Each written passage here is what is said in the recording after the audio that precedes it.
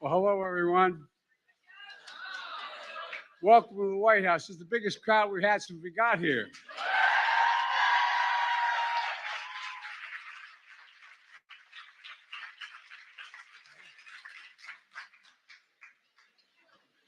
I'm Joe Biden. I'm Jill Biden's husband.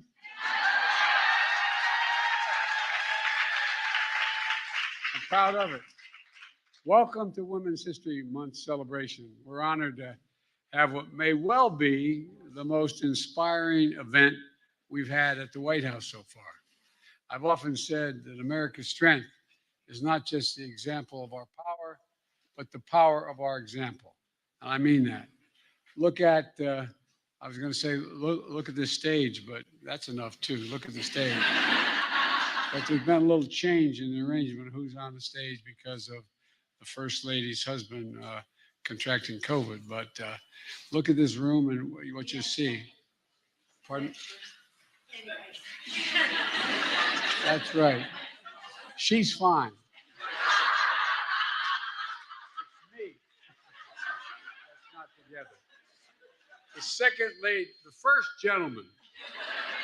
How about that? Anyway, an incredible group of members of Congress led by Nancy Pelosi, the first woman speaker.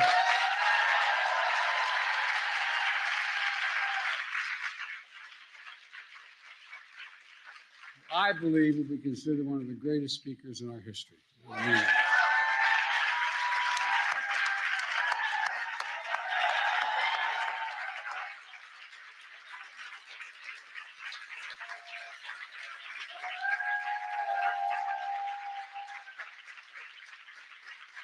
And she knows I've been saying it for years.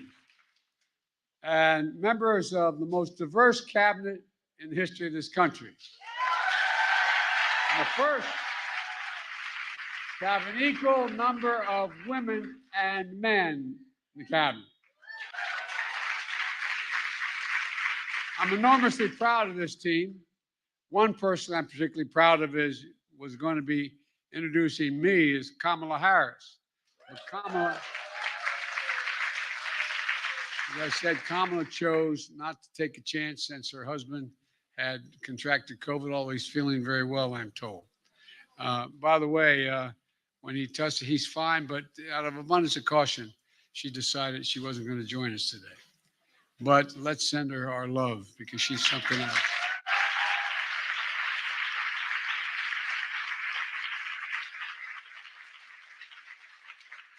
And I know how proud she is of our team.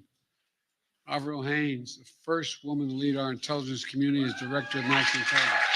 Stand up, come on. She does everything in secret. That's why she didn't want to stand up.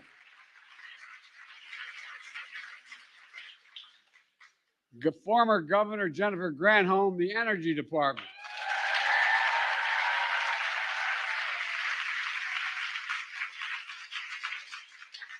I often kid her, and I wasn't kidding early on when I was seeking the nomination. Had she been born in America, she'd be standing here and I'd be sitting there.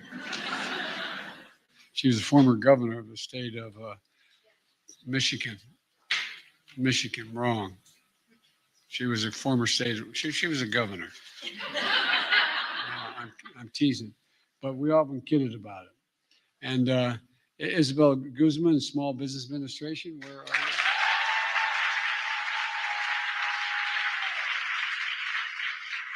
Catherine Tai, U.S. Trade Representative, she knows how to cut a deal. And C.C. Rouse, Chair of the Council of Economic Advisors. A number of members are not here today because they're out traveling on behalf of the administration. Janet Yellen, the first female Secretary of the Treasury. Deb Haaland, the first Native American person in the cabinet as Interior Secretary. Gina Raimondo, former governor leading the Commerce Department. Marcia Flood, Housing and Urban Development Vice. If I stole any more members of Congress, I would have been in real trouble with names.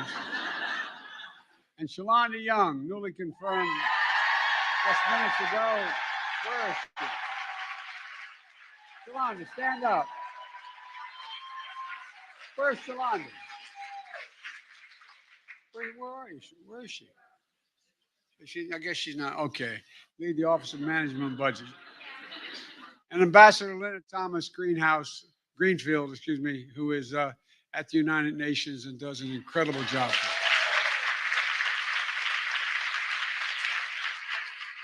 It's not just the cabinet. We have women in senior roles in every level here at the White House, across the administration, many of whom are here today, and something I'm very proud of. I kept my commitment to nominate the first Black woman to the Supreme Court.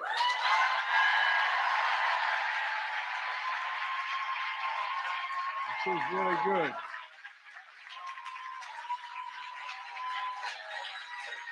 And that's not all.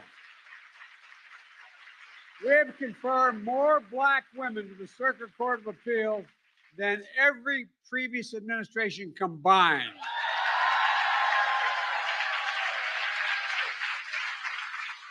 As a matter of fact, 75% of my judicial nominees are women.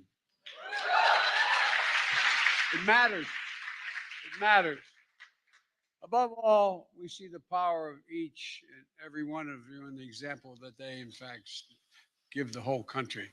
You know, I want to thank you all for being here at home, and all those who are helping me helping the administration around the world. That includes a special guest of the First Lady and the First Lady of Iceland, Eliza Reid. Eliza, where are you? Stand.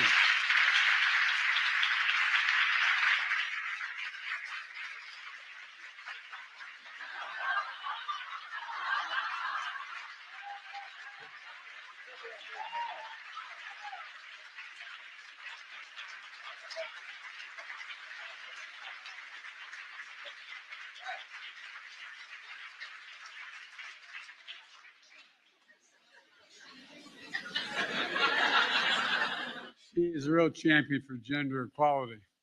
We had a nice long talk.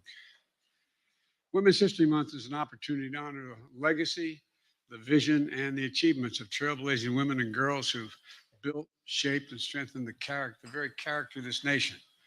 And despite hardships and exclusion and discrimination, women won the right to vote, campaigned against injustice, shattered countless barriers, and expanded the possibilities for all Americans. I think you underestimate all you've done. They came before us, and they're all here today from all across the country as well, especially everyone who has gotten through this pandemic. Frontline workers and service members, researchers and teachers. Caregivers, leaders in their communities. Today, I'm honored to be with some of the world's greatest soccer players who happen to be women. The U.S. women's national team, both past and present. Please, I'm going to ask you to come up on the stage.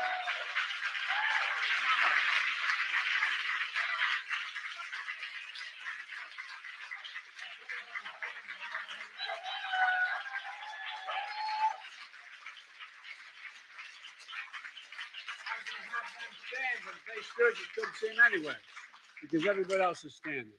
This is, they've won World Cups, the Olympics, gold medals, and and for after much too long, equal pay. Yeah. Today's Equal Pay Day. And they just came for an event that discussed our administration's effort to close the pay gap. So thank you so much. And by the way, you're not only helping yourself, you're helping us get it done for other women. Thank you. Thank you. All right. Thank you.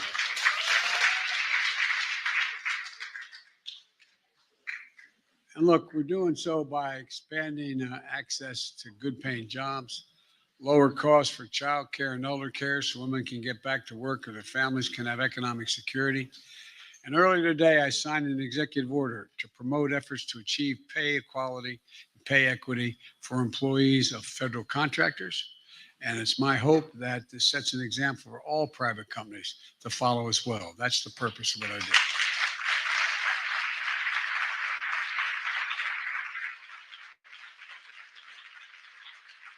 Let me just close with this. Gender equality is not a woman's issue alone. It benefits everybody. That's a fact. It benefits everyone, our society, our economy, and our country. And I hope you're able to walk through the wonderful exhibit we have downstairs celebrating Women's History Month and the history of the journey of America. Back in February, I was in Lorain, Ohio, outside of Cleveland, to talk about a new infrastructure law that was going to transform our nation. It was the day before the birthday of Lorraine's most famous, one of her most famous daughters, Nobel Prize, Pulitzer Prize, no Nobel Prize winner, Pulitzer Prize winner, and one of Jill's favorite authors, Toni Morrison. Toni was also the mother-in-law of Dr. Rouse, one of our nation's top economic thinkers. Ms. Morrison left us words to live by. She said, "We've got more yesterdays than anybody. We need some kind of tomorrow. We need some kind of tomorrow." Downstairs is a display honoring Toni Morrison and that singular belief in tomorrow. That singular belief that in America, anything is possible. I was once asked by Xi Jinping in China, how could I define America? I said, yes, in one word, God's truth, in one word, possibilities. We believe anything is possible in this country. And that singular power of example shows our daughters, our granddaughters, not a single thing a man can do that a woman can't do as well or better. And by the way, I can honestly say without fear of contradiction, from the time my daughter was born, our daughter was born, so the time our 4 granddaughters were born, I've told them every day they could listen that there's not a single thing they can't do. And I mean that from the bottom of my heart. And they are living proof of that truth. I want to start talking about my granddaughters now, if I can. But, especially the women I'm honored to introduce and who has more influence on them and has set an example that I think I'm just fortunate and they're fortunate to have witnessed and be part of. And with that, let me introduce the First Lady of the United States. Before she comes up, I want you to know, everybody knows I love her more than she loves me. I'm going to tell the story, Joe. Tell the story. When we first got to the Vice President's office, as those of you who are from Washington know, you walk down the steps in the Eisenhower building, you're looking right into the Vice President's office. And the windows, I think, are 16 feet high, and they have 12 big panes of glass, and 4 of them going across the office. I think it's 4. And so Jill's favorite day a year is Valentine's Day. And so she had gotten, as a professor, a teacher, she's still teaching full time, a teacher, she got that erasable paint you can, use. And she, on every window, she got the maintenance guy to bring up a ladder. And every window, she put a big heart and she said, "Joe loves Jill." Swear to God, in every single window. Well, my press person came to me because she did it in the evening and she, the night before Valentine's Day. And he said, "Look, they want you to go on CBS tomorrow morning to talk about Valentine's Day. We think you should do it." Her name, the interviewer was Juju Chang.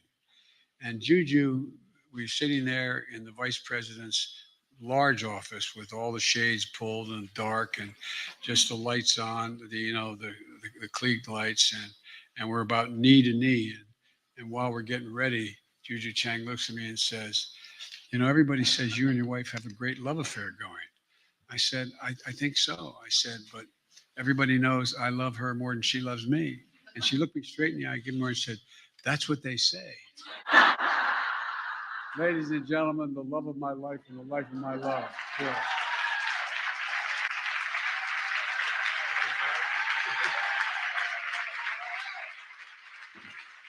Thank you. Thank you. Thank you very much. Thank you. Please. Gosh. Thank you, Mr. President. You know, I never get tired of saying that. And Eliza, I'm so glad to meet you. And we were talking to Eliza earlier, and she was saying she had 4 children, and I said, no wonder you're on the road.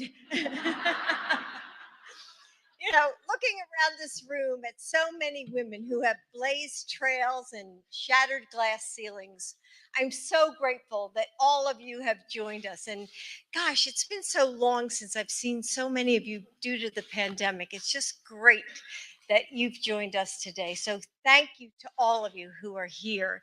And we really appreciate your coming. And I can't help but think of a woman whose name isn't in our history books. And that's my mother. She was a stay-at-home mom the mother of 5 girls, and we lived in a suburb of Philadelphia.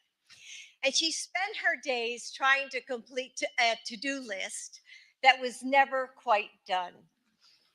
But she was really a terrible cook.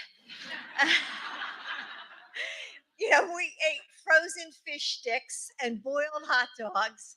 And I don't know if any of you remember, she used to make junket. Does anybody here remember junket, that pudding? Everybody's like, no, we don't remember that. Anyway, it was horrible.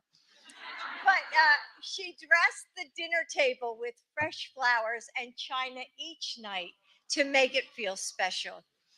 And she was witty and quick to laugh, and she was so kind. And she knew exactly what to say to me when my world was falling apart. And that's what I miss the most, how I could call her when I was hurt or angry, when I felt like I'd never, lived up to the person that I wanted to be. And just the sound of her voice could make me feel that everything was okay. She never asked me to follow in her footsteps, only she made sure that I could find my own way, and she'd be there rooting for me. And though she left before I was done needing her, I felt her strength. I still feel her strength inside of me. And I see her fire in our daughter, Ashley. And I know that, my mom never stopped cheering me on. And we're all here today because someone believed in us. It was our mothers, our nanas, and teachers and mentors, because someone taught us to be brave. And we are here to be those women for someone else. In big historic ways, becoming, as the vice president says, those firsts, but not lasts. And in small ways too, helping our daughters believe in a world we haven't won yet, showing our sons that it's their work too.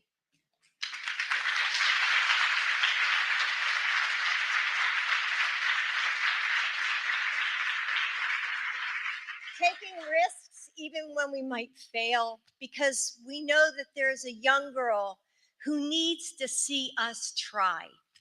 Today, we honor the women who made us and the women we make. We know that there is still far to travel, but we keep moving, guided by the strong hands of the women who came before us, continuing the path that they forged with sweat and pain and, yes, love. So thank you for being here.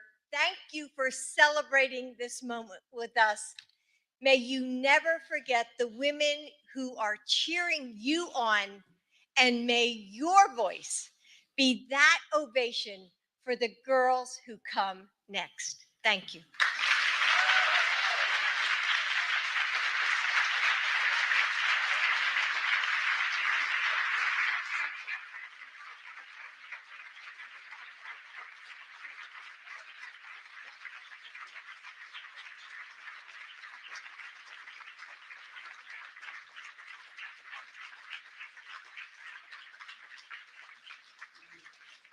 Thanks, everybody.